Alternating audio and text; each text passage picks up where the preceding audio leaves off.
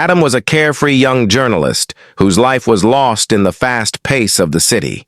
He learned of his great-grandfather's death, a man he had never met, who left behind a mysterious will with a single instruction. "I leave all my possessions to my grandson Adam." The will mentioned a valuable ring, some old diaries, and a remote cabin in the Pacific Northwest of the USA. Feeling a void in his life, Adam decided to accept this unknown inheritance.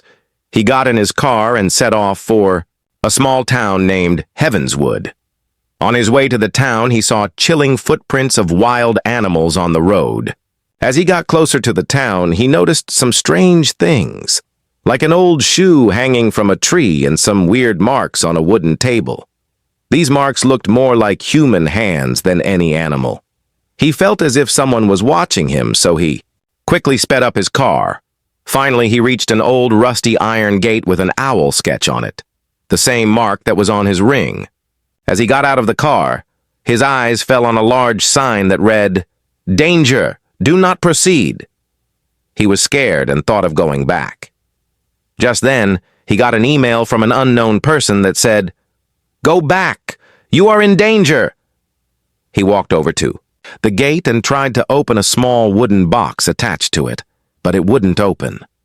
He pulled out a strong rope from his car and tied it to the gate. As he got back into his car and pressed the accelerator hard, he saw that the gate had the same markings as his ring. This scared him even more. But he didn't stop, and finally, he broke down the gate. When he opened the cabin door, a gush of cold air blew in, rustling his hair. Inside, the cabin was very old, dusty, and dark. He felt as if there was someone else there, but he couldn't see anyone. He spent the night in the cabin and fell asleep.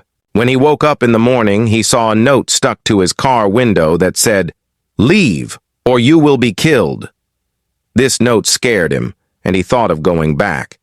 But he also realized that there was definitely a big secret hidden in this house. He kept remembering the mark on his great-grandfather's ring, a symbol he couldn't bring himself to part with. The next morning, Adam decided against leaving. He felt that someone was trying to scare him away so he wouldn't discover the secret. He called his friend and told him the whole story. His friend encouraged him, saying he was probably close to a secret that could change his life. Adam began, searching the cabin again. He carefully examined every corner, every wall, and every piece of wood. He felt that there was something unusual about the cabin. When he looked at the wall again, he noticed a strange pattern. He touched the pattern and felt a small button. As soon as he pressed the button, a part of the wall slid back, revealing a small, dark room. The air inside the room was cold and smelled old. In one corner of the room was an iron trunk. He tried to open it, but it was locked. The lock had a picture that looked like the mark on his ring. He immediately took out the ring and placed it on the picture. The lock immediately opened, and a small device that looked like a USB and some diaries were inside. When he opened a diary, he saw his great-grandfather's name on it. In the diaries, his great-grandfather had written every secret of his life, including his story, his work, and some hidden facts. On one page, there was a picture of his great-grandfather with his 4 friends. Reading the diaries, he learned something very important. His great-grandfather told his friends about something they wanted to keep hidden from the world, so that it could be kept safe. This was the same thing that was causing all the mysteries, and his great-grandfather had built this house to keep this secret safe from the coming generations. Reading the diaries, Adam realized that his great-grandfather was a great scientist. He, along with his 4 friends, had invented a form of energy that could have brought about a revolution for the world. But one of his friends wanted to use that energy for the wrong purposes, so his great-grandfather and his other friends stopped him and hid that energy in a secret location. The diary also said that his great-grandfather was afraid that his friends might attack him, so he had built this cabin in a place where no one could easily get to it.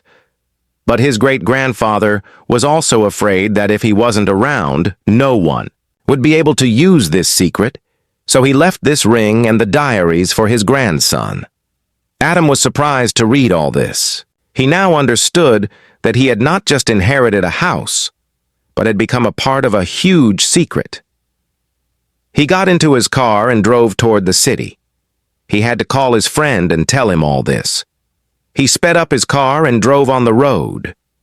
But soon as he got out of the village, another car came up behind him. It was the same car he had seen in the village. He got scared and sped up his car even more. The car behind him also sped up and got closer to him. Adam was afraid that they might kill him. He took his car off the road and drove into the forest. But the car behind him kept chasing him. He felt that his life was about to end. He turned his car to one side and stopped in one place. The car behind him also stopped, and two men got out with pistols in their hands. The two men came to Adam and asked him to get out. Adam was scared and didn't get out. They showed him a gun and told him to get out. As soon as he got out, they asked for the diaries and the USB. Adam tried to scare them by saying he would call a police officer. But they didn't get scared, and they killed Adam. Seeing all this, Adam's friend, who was with him, got scared. He told Adam that he was a secret agent and was also looking for this secret. Adam, with the help of his friend, caught the secret agent and handed him over to the police. Now he knew that he and his friend could save this secret. They both went back to the village and looked for the place where the energy was hidden. They both reached the place and saw a big door. They tried to open the door, but it wouldn't open. Adam remembered that his great-grandfather had written in his diary that this door would only open for a person who had a pure heart. They both went back and, with the help of his friend, caught the secret agent and handed him over to the police. Now he knew that he and his friend could save this secret. They both went back to the village and looked for the place where the energy was hidden. They both reached the place and saw a big door. They tried to open the door, but it wouldn't open. Adam remembered that his great-grandfather had written in his diary that this door would only open for a person who had a pure heart. They both went back and, with the help of his friend, caught the secret agent and handed him over to the police. Now he knew that he and his friend could save this secret. They both went back to the village and looked for the place where the energy was hidden.